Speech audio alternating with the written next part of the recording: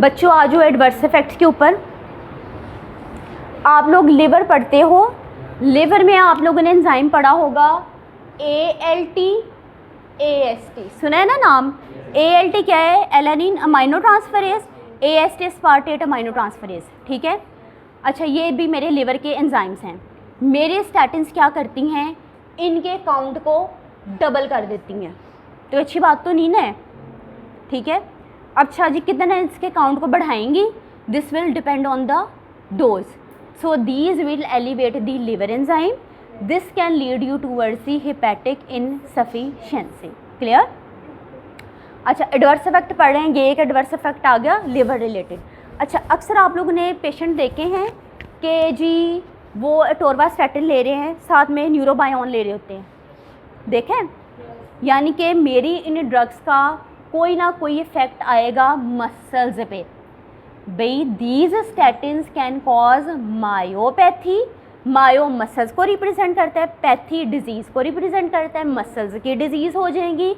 And rhabdomyolysis, lysis means break down, myo means muscles, muscles की lysis, muscles की disintegration होगी। Muscles टूटे फूटेंगे तो उनका कंटेंट प्लाज्मा में आ जाएगा। भाई उनका कंटेंट प्लाज्मा में आ गया, एक तो मसल वीकनेस हुई, टेंडरनेस यानी कि दर्द हुई, उनका कंटेंट प्लाज्मा में आ गया। जब उनका कंटेंट प्लाज्मा में आ गया तो वो हार्ट की तरफ, किडनी की तरफ जा सकता है, उसको डैमेज कर सकता है। तो भाई एक तो मसल्स की वजह से परमानेंट डिसेबिलिटी भी हो सकती है और पेशेंट की डेथ भी हो सकती है, क्योंकि आपके हार्ट, आपकी किडनीज अफेक्ट हो रही हैं। क्लियर? Skeletal muscles. अच्छा बच्चों पहले जी मैंने डिस्कस किया मायोपैथी।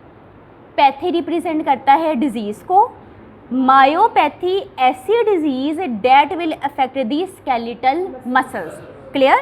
या हमने डिस्कस कर लिया स्केलेटल मसल को, पेशेंट को मसल वीकनेस होगी, न्यूरोबायोन देते हैं पेशेंट को, ठीक है। दूसरा वर्ड आ गया rhabdomyolysis, lysis means break down, bracket में ऑथर ने लिख दिया there will be disintegration of the skeletal muscles, skeletal muscles टूटे फूटेंगे, ब्रेक डाउन हो गया आपके मसल्स की, टिश्यूज़ की, जिसकी वजह से there will be the release of the muscle fibre content. Muscle fibre का जो कंटेंट है वो आपके कहाँ पर आ गया?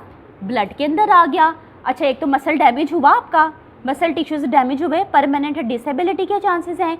ये जो कंटेंट रिलीज़ हुआ ये कहाँ पे मूव करेगा? हार्ट की तरफ, किडनी की तरफ, तो डेथ के चांसेस हैं, डेफिनेटली डेथ के चांसेस है। ये डेफिनेशन आपके पास आ गई रेब्डोमायोलाइसिस की।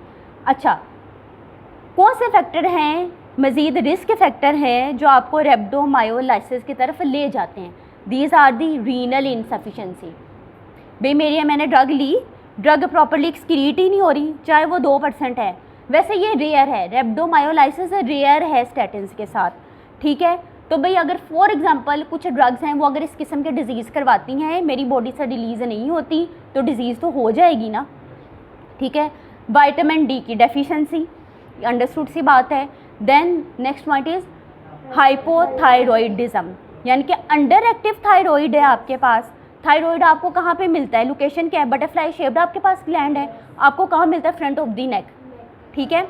अच्छा जी यानी कि मेरा थायरॉइड ग्लैंड प्रॉपर फंक्शन नहीं कर रहा। जब थायरॉइड ग्लैंड प्रॉपर फंक्शन नहीं करता there will be the muscle aches, there will be tenderness, Urdu में लिखो टेंडरनेस मीन्स दर्द, ठीक है।